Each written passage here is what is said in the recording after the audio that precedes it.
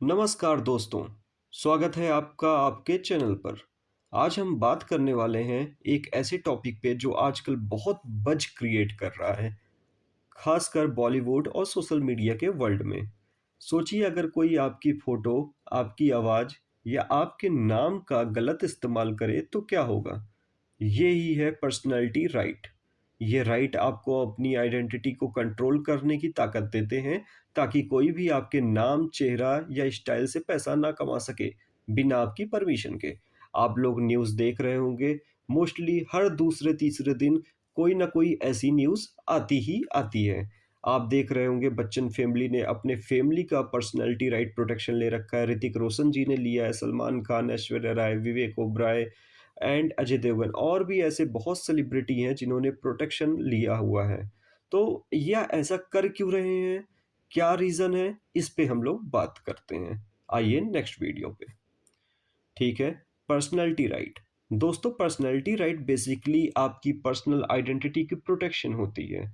ये इंक्लूड करता है आपका नाम, चेहरा, आवाज़, सिग्नेचर, ये कोई भी यूनिक चीज़ जो आपको आपकी पहचान दिलाती है या वह होता है। ठीक है, कोई अनऑथराइज्ड अगर थर्ड पार्टी यूटिलाइज़ करता है आपकी इस रेपुटेशन को अपने कमर्शियल गेन के लिए विदाउट योर परमिशन, तो यह ब्रीच ऑफ पर्सनैलिटी राइट कहलाता है, जिसके लिए आप वारंट भी जारी करवा सकते हैं, लीगल एक्शन ले सकते हैं उसके अगेंस्ट में। नेक्स्ट देखते हैं हम लोग।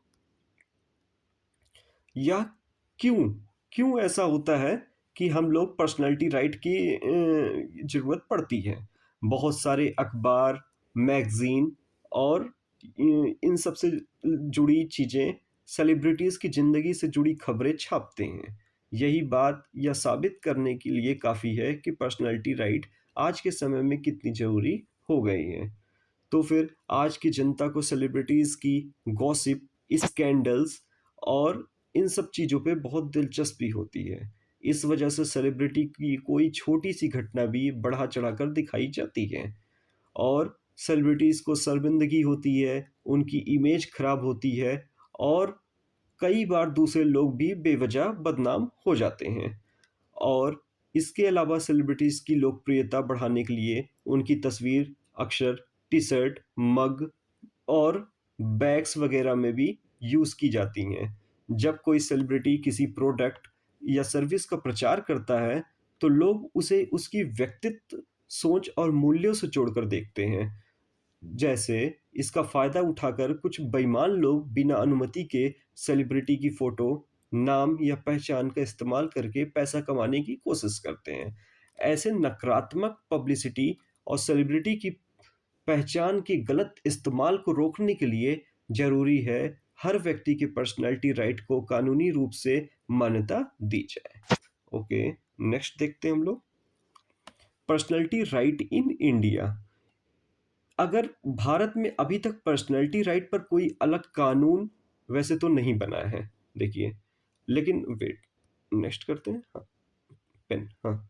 तो अभी तक ऐसा कोई कानून नहीं बना हुआ है भारत में, लेकिन समय-समय पर दिए गए न्यायालयों के फैसले ने काफ़ी हद तक भारत की पर्सनैलिटी राइट को मान्यता और सुरक्षा प्रदान कर दी है। देखते हैं यहाँ पे, जैसे कि हाँ, मैं हूँ रजनीकांत, ओके। ये यहाँ पे आया है कि एक आईसीसी का यहाँ पे है, वेट, ये है ICC development limited versus RV enterprises. अगर पर्सनैलिटी राइट को संपत्ति के अधिकार के समान माना गया है इसमें, और इसे भारतीय संविधान के आर्टिकल 21 से भी जोड़ा गया है। इसीलिए यह फैसला बहुत महत्वपूर्ण माना जाता है। नेक्स्ट देखते हैं। रजनीकांत यहाँ पे रजनीकांत जी की बात की गई है और रजनीकांत जी की इसमें सुपरस्टार रजनीकांत से जुड़ा है जो फ़िल्म बाबा से जुड़ा है। उन्होंने इस फ़िल्म के रिलीज़ होने से पहले ही इसमें कार्टून, इमेज और ये क्या कैरिकेचर, डायलॉग, इन सब पे एक लीगल नोटिस भेजा है कि इसका इस्तेमाल अदर जगहों पे नहीं होगा, इस पर रोक लगाया जाए।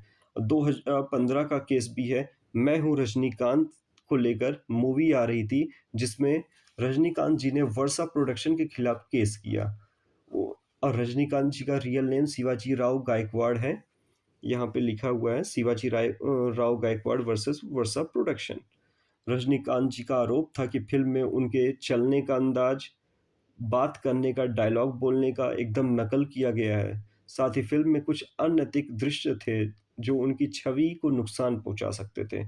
तो इस वजह से मद्रास हाई कोर्ट ने उनके इस फ़िल्म का रोक लगा दी, स्टे लगा दिया है। ठीक है, सॉरी गाइज़, ये थोड़ा चेंज हो जा रहा है। हाँ, ये आ गया। मद्रास हाई कोर्ट ने उनके इस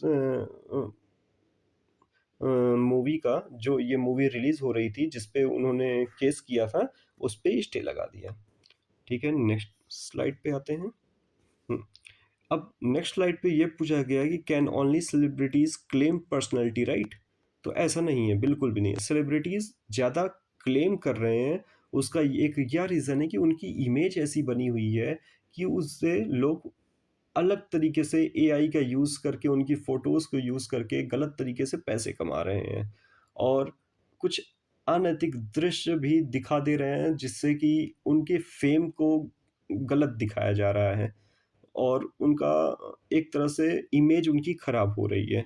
लेकिन अगर पर्सनैलिटी राइट को क्लेम इंडिविजुअल भी कर सकते हैं, अगर उनकी आइडेंटिटी या लाइकनेस की यूज़ करके बिना कंसेंट यूज़ किया जाता है तो फिर। नेक्स्ट देखते हैं। Are there any law on personality right in India? तो यह तो हम लोग पहले ही बात कर चुके हैं कि ऐसा कोई लॉ अभी इंडियन कॉन्स्टिट्यूशन में नहीं है। But article 21 of the constitution में यह बताया कि इसको जोड़ा गया है। और कॉपीराइट एक्ट 1957, ट्रेडमार्क एक्ट 1999, इन सब से जोड़कर कहीं न कहीं जो लोग गलत इमेज खराब करने की कोशिश कर रहे हैं, अपने कमर्शियल गेन के लिए सामने सेलिब्रिटीज़ का या किसी की इमेज को खराब कर रहे हैं, उनके खिलाफ इन सभी एक्ट से एक्शन लिया जा रहा है। नेक्स्ट देखते हैं। What was the first ruling on personality right in India? तो इस पे बात की गई है। तो R Rajagopal versus state of Tamil Nadu 1994 में यह बात सबसे पहले की गई है, जिसको हम बहुत फेमस ये केस माना जाता है, जिसको हम ऑटो शंकर केस भी बोलते हैं। इस केस में एवरी इंडिविजुअल बताया गया है कि every individual has the right to control the commercial use of their identity and that this right flow from right to privacy under article 21। 1994 में ही यह चीज़ बता दी गई थी आर राजगोपाल बनाम तमिलनाडु में केस में, कि हर व्यक्ति को यह अधिकार है कि वह अपने नाम, पहचान और व्यक्तित्व का कमर्शियल यूज़ इस्तेमाल को नियंत्रित कर सके। कोई भी व्यक्ति बिना अनुमति के किसी की पहचान का इस्तेमाल नहीं कर सकता है। तो यह चीज़ 1994 में थोड़ी-थोड़ी क्लियर कर दी गई थी। नेक्स्ट देखते हैं। ठीक है friends, thank you guys, please like and subscribe करें चैनल को। आपको अगर बिल्कुल भी अच्छा लगा हो तो प्लीज़ सपोर्ट करें। थैंक यू फ्रेंड्स, और वीडियो ज़रूर देखें।